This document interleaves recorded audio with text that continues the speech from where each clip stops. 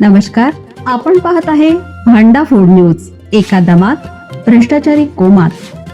Social media, कर्जबाजारी, गुन्हेगारी, सट्टेबाजी, चोरी, मटका, जुगार, दारू, सावकारशाही, न्यायाच्या प्रतीक्षेत प्रशासन. भांडाफोड न्यूज. एका दमात भ्रष्टाचारी कोमात. सांगली ग्रामीण पोलीस ठाणे हद्दीत अवैध मटका कॅसिनो व्यवसायाचा कहर. कोल्हापूर जिल्ह्यातील अवैध धंदे बंद पडल्याची बातमी मिळताच सांगली ग्रामीण पोलीस ठाण्या हद्दीत अवैध मटका कॅसिनो व्यवसाय खुलेआम सुरू असल्याची बातमी समोर आली.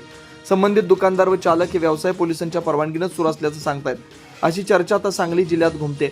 तरी कोल्हापूर जिल्ह्यात अवैध धंदे बंदी घालण्यात आली, पण सांगली जिल्ह्यात वास्तव्यास राहून आपला अवैध धंदा मालकांनी पोलिसांच्या मदतीनं जोरात सुरू आहे. अधूनमधून एखादी दुसरी केस दाखल करून कारवाई झाल्याचा देखावा करण्यात येतो.